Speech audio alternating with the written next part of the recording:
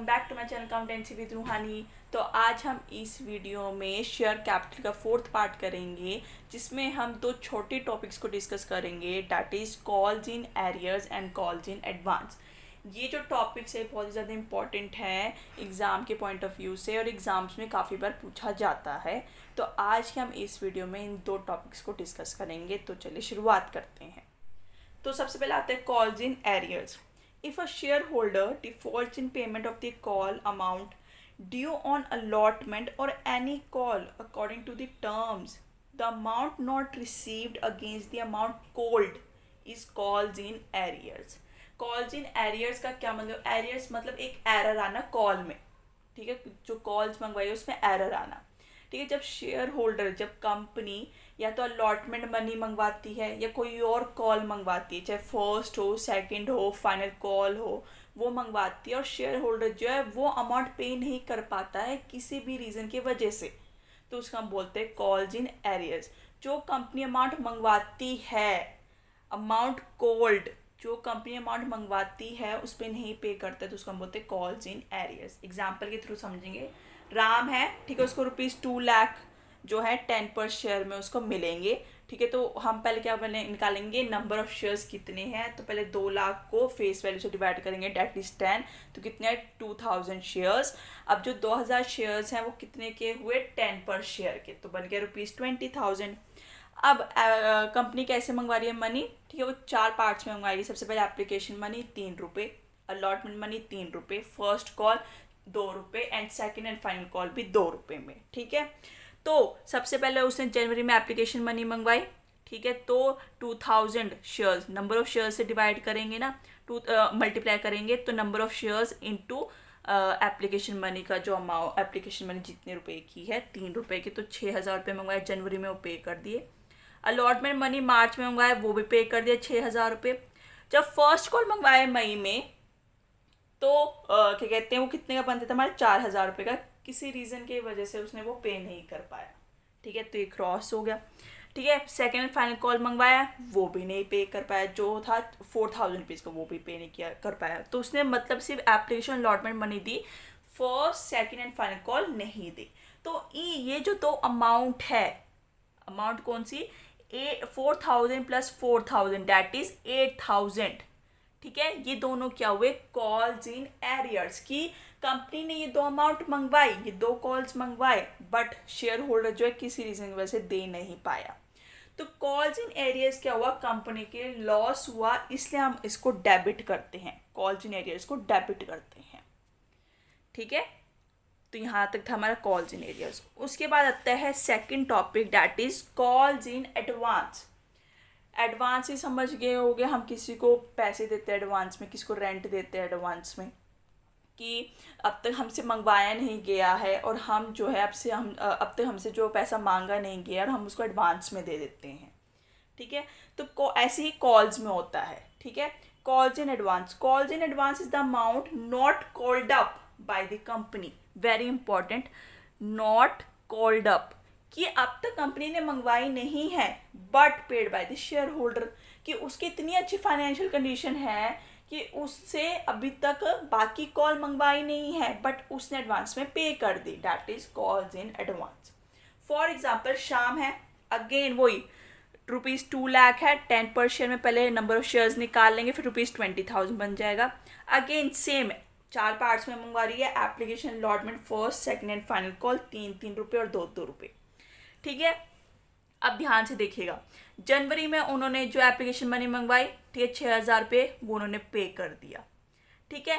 मार्च में उन्होंने allotment money मंगवाई, क्या मंगवाई, मार्च में उन्होंने अलॉटमेंट मनी मंगवाई, लेकिन साथ में ही उसने शाम ने क्या किया, उसने बाकी जो 2 कॉल्स थी, first second and final call, जो 2 कॉल्स थी उसके पैसे भी अलॉटमेंट मनी में ही दे दिए, अलॉटमेंट मनी के साथ दे दिए। मतलब 6000 तो जो मंगवाए थे, अलॉटमेंट मनी मंगवाए थे, वो तो दे दिए, प्लस ये 2 भी दे दिए, ये 2 कॉल्स अभी तक मंगवाई नहीं है, ये 2 कॉल्स मंगवाई नहीं है, बट ये पे कर दी है।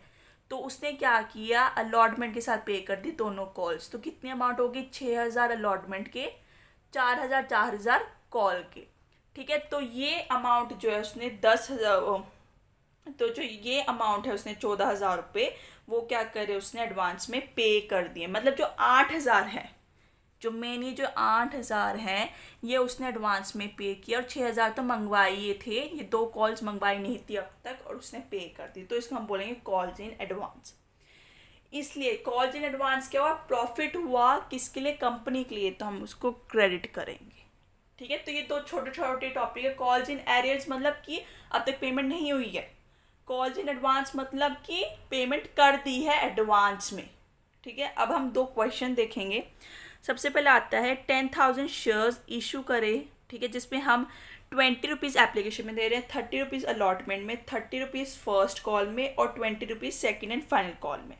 सारी मनी हमें रिसीव हो गई है एक्सेप्ट सेकंड और फाइनल कॉल। जब सेकंड और लास्ट कॉल जब मंगवाई गई, ठीक है, तो 500 शेयर्स की अमाउंट उसने नहीं दी है। ये कैसे करना आप ध्यान से देखिएगा। जो पहले हम सिंपल एंट्रीज करते हैं वही करेंगे। Bank account debit to share application account, मैंने फॉर्मेट प्रॉपर नहीं बनाया है, जर्नल प्रॉपर नहीं लिखी है, पर आपको करना है, ये प्रॉपर फॉर्मेट में बनाना है जो जर्नल का प्रॉपर फॉर्मेट होगा, और नरेशन भी यहाँ पे लिखनी है। सबसे पहले bank account debit to share application account, ठीक है, कितने शेयर्स हैं, 10,000 शेयर्स, ₹20 पे कर दिए। फिर वो शेयर कैपिटल में ट्रांसफर करे, share capital account debit to share application account debit to share capital account. फिर अलॉटमेंट मनी, ठीक है, ड्यू करी, share allotment account debit to share capital account जो 30 रुपये की थी, ठीक है, तो कितने हो गए हमारे 10,000 इंटू 30। फिर bank account debit to share allotment, हमने बैंक में ट्रांसफर, हमारा बैंक में पैसा आ गया। फिर हमने फर्स्ट कॉल ड्यू करी जो 30 रुपीज़ की थी, फिर हमें वो बैंक में फर्स्ट कॉल मिल गई। अब ध्यान से देखिएगा, सेवन्थ एंट्री देखिएगा। जो कॉल हमें बोला है कि सारी मनी हमें रिसीव हो गई, लेकिन सेकंड एंड फाइनल कॉल पे 500 शेयर्स पे हमें रिसीव नहीं हुआ है, तो ये देखिएगा। सबसे पहले ड्यू करनी है, सिंपल एंट्री डालनी है ड्यू करने की, share second and final call account debit to share capital account.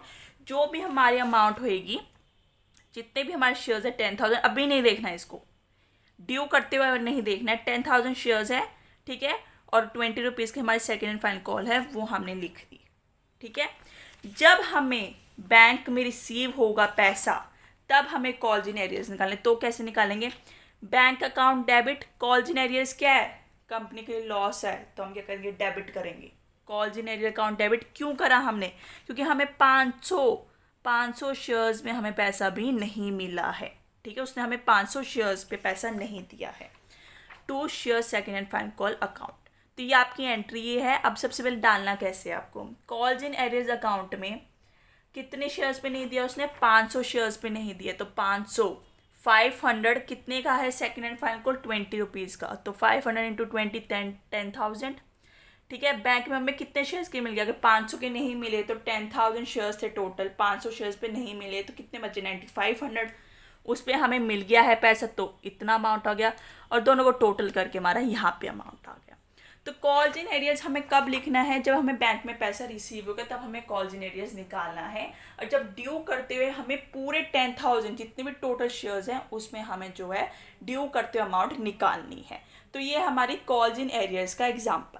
इसके बाद आता है कॉल्स इन एडवांस का एग्जाम्पल। ये थोड़ा ट्रिकी है, ये वाला क्वेश्चन जो है, इसमें कॉल्स इन एरियर्स और कॉल्स इन एडवांस दोनों हैं, बट हमें जो है मेन कॉल्स इन एडवांस पे फोकस करना है। 2 लाख इक्विटी शेयर्स थे जिस पर हमें 3 रुपये का एप्लीकेशन मिलेगा, 2 रुपये का अलॉटमेंट, 3 रुपये का फर्स्ट कॉल, सेकंड का फाइनल कॉल पे मिलेगा।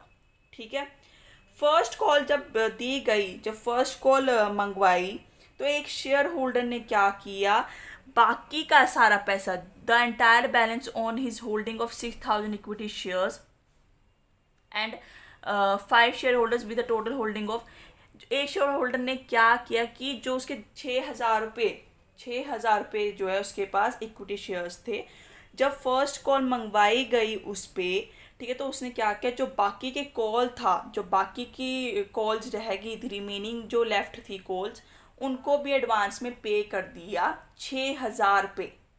6,000 इक्विटी शेयर्स उसके पास थे, सिर्फ उसके पास 6,000 इक्विटी शेयर्स थे, एक शेयर होल्डर की बात हो रही है, और उसने क्या किया, जब फर्स्ट कॉल मंगवाई तो उसने सेकंड एंड फाइनल कॉल की भी पेमेंट साथ में ही कर दी, एडवांस में पे कर दिया। उसके बाद जो ठीक है, तो यहाँ तक, पहले यहाँ तक समझेंगे, बट मैं एक बार क्वेश्चन बता ही देती हूँ। And 5 share holders with a total holding of 10,000 equity shares, और 5 शेयर होल्डर्स थे जिनके टोटल 5 शेयर होल्डर्स का टोटल पता है कि उनके पास 10,000 रुपये इक्विटी शेयर्स थे, उन्होंने फर्स्ट कॉल जो है पे नहीं करी। सबसे पहले सारी एंट्रीज सेम रहेंगी, सारी एंट्रीज आपको करनी है। फर्स्ट सेकंड, पहले आपको बैंक में आएगा पैसा, ठीक है, फिर आपने शेयर कैपिटल में ट्रांसफ़र करना है, फिर अलॉटमेंट मनी ड्यू करनी है, ठीक है, फिर बैंक में पैसा जाएगा, ठीक है। अब आपको क्या करना है, अब आपने क्या करना है, जब फर्स्ट कॉल आप ड्यू करोगे, वो ड्यू कर दिया आपने, ठीक है। तो अब यहाँ पर कैसे करना है, यहाँ पे ध्यान से देखिएगा।